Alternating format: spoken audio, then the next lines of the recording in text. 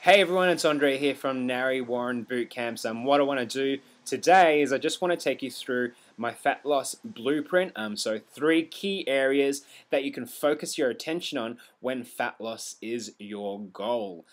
So I'll load that up now and run you through it. Okay guys, so here's the fat loss blueprint. So 3 key points to keep in mind when you are looking to lose body fat.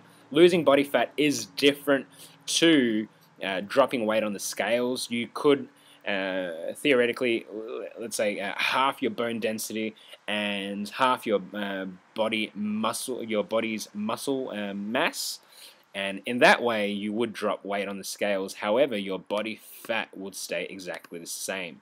So what I'm talking about here is losing body fat.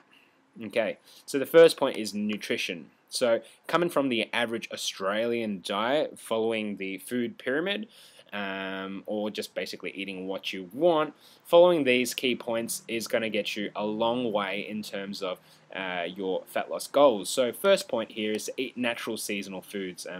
Eat foods that are in season. It's easy to find out what foods are in season at any point in the time. You've got Google at your fingertips now, but put it this way, Granny Smith apples do not grow 12 months of the year, and there's a reason why they can be in the store for 12 months of the year, because they've been stored for long term. It means that they're not fresh. You want fresh food.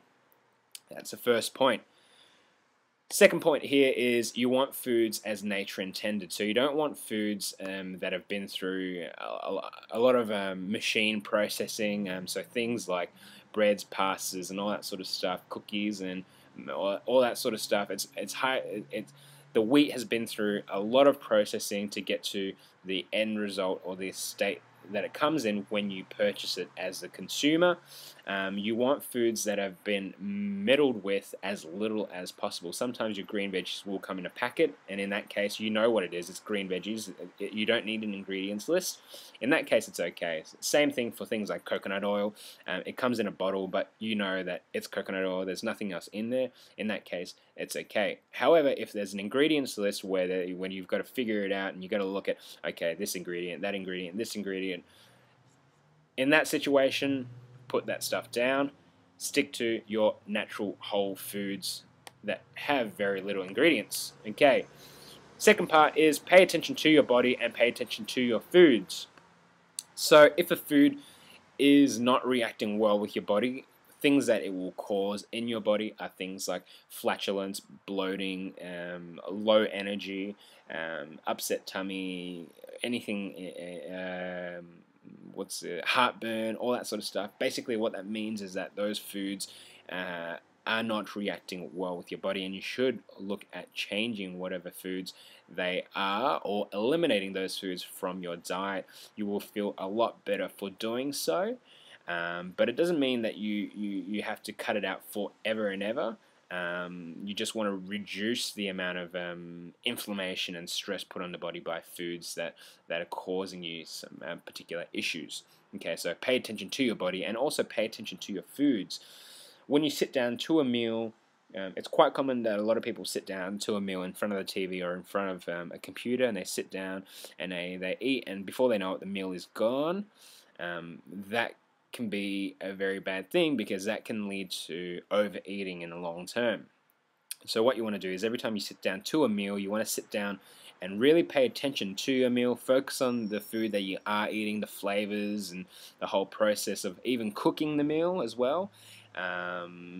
You'll find that your meals become more enjoyable. They taste a lot nicer. You get fuller quicker. You get fuller for longer. You will ultimately lose weight, and you'll be naturally eating a lot more healthier, because you won't tend to let's say, for example, you sit down to a steak and veg and you feel pretty good about that, and then you sit down to a Parma of chips and you're really putting all your intention into this chicken parmigiana and chips. You're going to feel a lot better about yourself if you're sticking to more of that steak and veg option there. Okay, so pay attention to your food as well. This is a big pitfall for a lot of people that I see who are trying to lose weight, and that's counting calories. Stop counting calories. because ultimately they mess with your head more than they mess with your waistline. In the long term, counting your calories is going to have very little worth in regards to how much body fat percentage you have. In regards to putting on muscle mass and increasing body weight and all that sort of stuff there, yeah, calories do have a place, but generally speaking, if you are looking at losing body fat and you want to get a little bit leaner, you don't have to pay so much attention on the amount of calories. Focus more on the quality is what I'm trying to say, okay? So quality food over quantity. Exercise, and we'll go through this real quickly. Stress the body with an effective strength-based program. So what I'm talking about is lifting weights, using kettlebells, using dumbbells, barbells, all that sort of stuff. Mixing that in with a high-intensity interval, with a bit of high-intensity interval training, often called HIIT training or HIRT training. Mix that in, and just by doing these two things, a lot of people, most people, should start seeing fat loss results within the first couple of weeks. As a last result, you add in a little bit of cardio, but with your cardio, you want to keep it as things. You basically want to turn your strength-based exercises into a cardio workout. So an example of something that I did just the other day was doing 100 burpee clean and presses as quick as possible. So it's a strength-based exercise, but you're reducing the weight, of course, and you're turning it into more of a cardio-based exercise. That's going to be a lot more beneficial in the long term than running for, let's say, 2 hours on the treadmill. Unless you are a competitive 2-hour jogger who runs for 2 hours at a time on a treadmill, do not get on a treadmill, because it's going to have very little effect in the long term if you use the treadmill incorrectly. For example, jogging on it for 2 hours, it's not going to get you anywhere. You can use a treadmill though for doing your high intensity interval training, which are sprints with rests. Look up Tabata and you'll find out, Tabata, and you'll find out more information on how to do high intensity interval training. Final point, and probably the most important point, is rest and relax. Okay, so a lot of people in today's society forget to rest and chill out and just relax from their daily routine. What they tend to do is just from the get-go, as soon as they wake up in the morning, they stress the body out up until nighttime, stressing it out right before bed by watching TV or being on the laptop in front of artificial lights, and then go to bed, try to go to bed, experience insomnia, stress the body out even more by getting up, and just go through this vicious cycle of adrenal fatigue. So rest and relax is going to have quite a lot of benefits in terms of your body composition in the long term. Ultimately, the world's not going to end if you don't have a six-pack, so don't worry too much if you're not as lean as you want to be. As long as you're happy, that's the ultimate end goal. If you speak to a lot of